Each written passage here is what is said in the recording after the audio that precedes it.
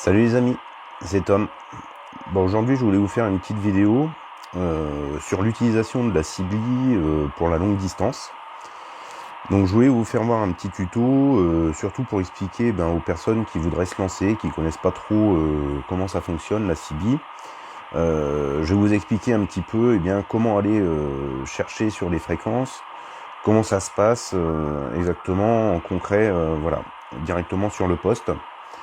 Donc j'aurais bien aimé moi quand je me suis lancé avoir ce genre de petites vidéos vraiment explicatives pour les débutants. Donc j'espère que voilà, ça va vous apporter quelques éléments de réflexion. Donc déjà la première des choses pour faire du DX, moi ce que je vous conseille c'est un bon poste qui va faire bien sûr comme vous le voyez USB et LSB. Donc ça c'est pour la longue distance. Et également un poste multibande comme celui-ci qui va vous permettre d'avoir des canaux normaux, les 40 canaux français, mais également les canaux inférieurs et supérieurs. Donc je vais vous expliquer un petit peu. Donc là vous voyez que j'ai des appels, hein. Donc là on est sur le canal 12 supérieur. Quand on regarde la fréquence, c'est le 27 555. Voilà, ça c'est le canal d'appel international pour la CB. Donc quand on appelle pour faire de la longue distance, on appelle d'abord sur ce canal-là. Donc déjà, la première des choses à faire, si vous voulez avoir du contact, c'est de se mettre sur ce canal, donc qui est le 12 supérieur ou le 27 555. Je vous conseille également au passage, pour ceux qui veulent investir dans une bonne CB, de préférer toujours les CB sur lesquels il y a un affichage de fréquence comme celui-ci, ce qui va vous permettre, vous allez voir, de faciliter les contacts et surtout de vous placer sur les fréquences intermédiaires. Donc on va y revenir un petit peu. Au niveau des fréquences, donc vous savez qu'il y a 40 canaux sur une bande. Donc là je suis sur la bande E, et donc quand je vais faire plus ou moins, je vais scanner finalement les 40 canaux de la bande. Ensuite, ce poste, vous allez avoir la possibilité de choisir les bandes. Donc là, vous voyez qu'on est passé sur F, ici, G, H, I, J. Là, ça revient à A, B, C, D. Voilà, donc ça, c'est un poste vraiment multibande.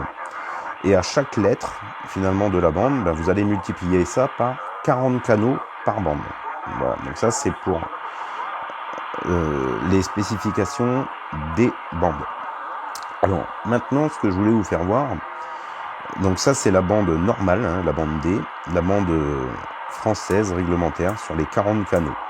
Donc là, sur cette bande-là, vous allez avoir la possibilité de contacter plutôt des OM en local, quand on va aller en mode FM, comme celui-là, ou en mode AM. Donc là, on est vraiment 100% compatible avec toutes les petites CB du marché, même les vieilles CB, les petites CB, quand on vous parle de 40 canaux AM/FM, on est sur cette partie-là.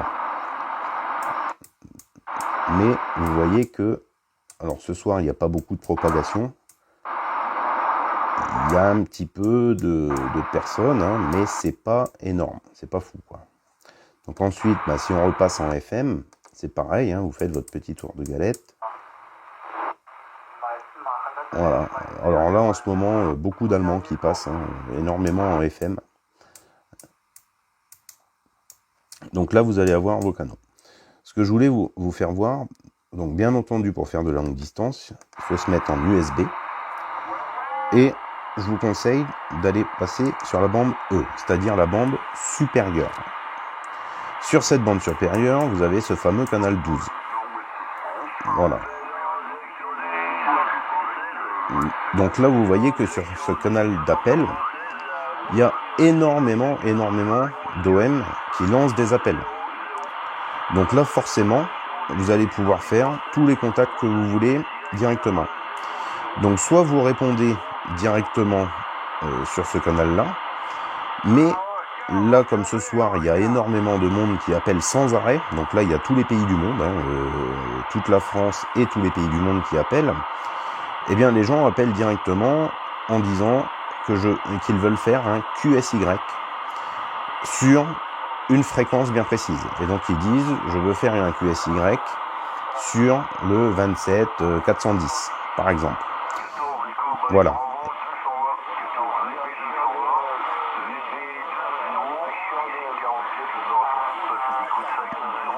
Voilà. Donc là, il vient de proposer, par exemple, le 590. Voilà. Donc l'utilité, moi, ce que je vous conseille de faire, du coup, c'est de passer plutôt en mode affichage de fréquence. Pourquoi ? Parce que quand vous allez monter, finalement, ça va rien changer. Vous allez changer vos différents canaux. Sauf que vous voyez, en France, la terminaison des canaux se termine par 5. Donc toutes les fréquences des 40 canaux, c'est par 5. Donc finalement, le gros des personnes, on se balade comme ça de 5 en 5.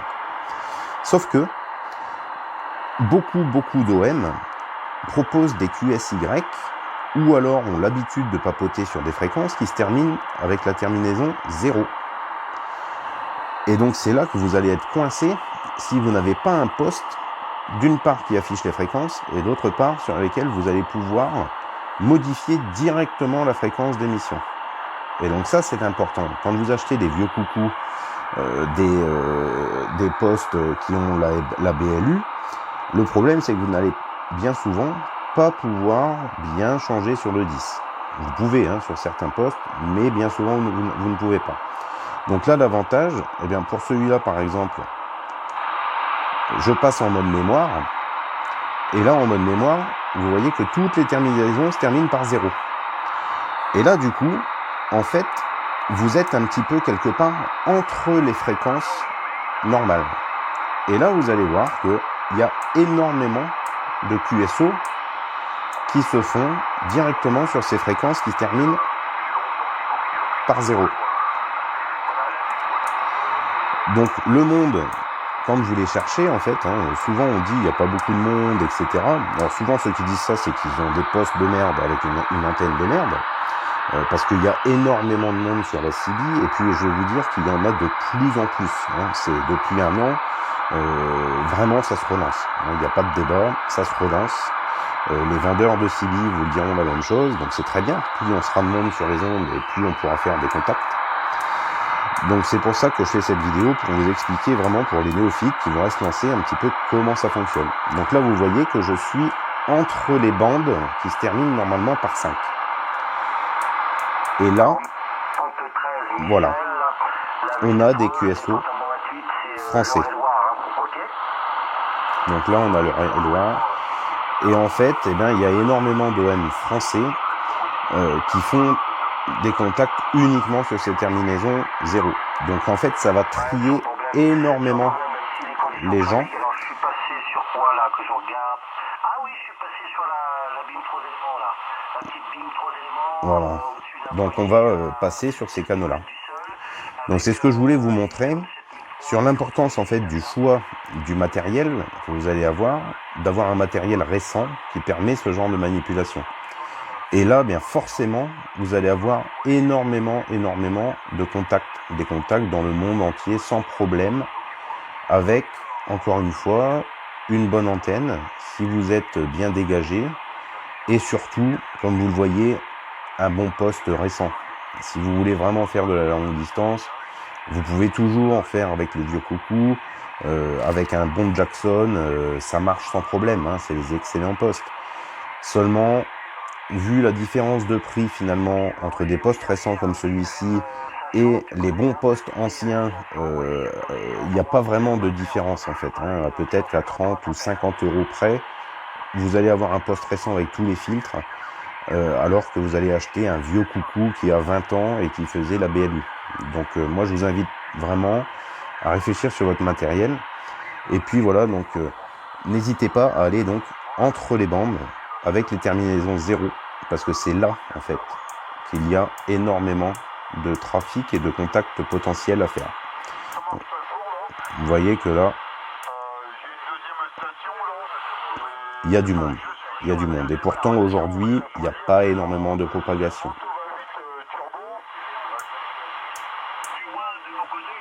Voilà, ça n'arrête pas. Hein. Donc c'est également ça, les amis, la grande différence avec l'UHF, hein, avec le PMR, etc. Les contacts potentiels sont bien plus élevés en nombre, en fait, que ce qu'on peut avoir quand on fait uniquement de l'UHF et VHF. Tout simplement parce que la portée est bien plus importante et qu'il y a bien plus de monde en fréquence. Donc dans le cadre, bien sûr, de l'activité qui nous intéresse, de prepping, de survivalisme, etc., eh bien la CB reste absolument l'outil indispensable pour pouvoir communiquer de manière assez fiable sur de la longue distance, voire de la très longue distance. Et ça, vous n'allez jamais pouvoir le faire avec uniquement des postes en UHF, VHF. Je parle même pas des Baofeng, etc., où là, vous allez avoir une zone qui va être très réduite autour de vous.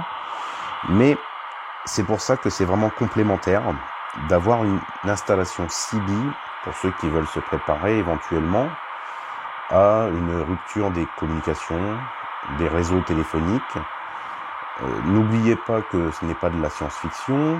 Très récemment, vous le savez tous, le réseau des appels d'urgence, par exemple, est tombé. Dans l'avenir, vous savez que les policiers, les pompiers sont en train de passer en 5G. Donc ils abandonnent progressivement leur réseau, hein, donc ça va arriver l'année prochaine ou l'année d'après.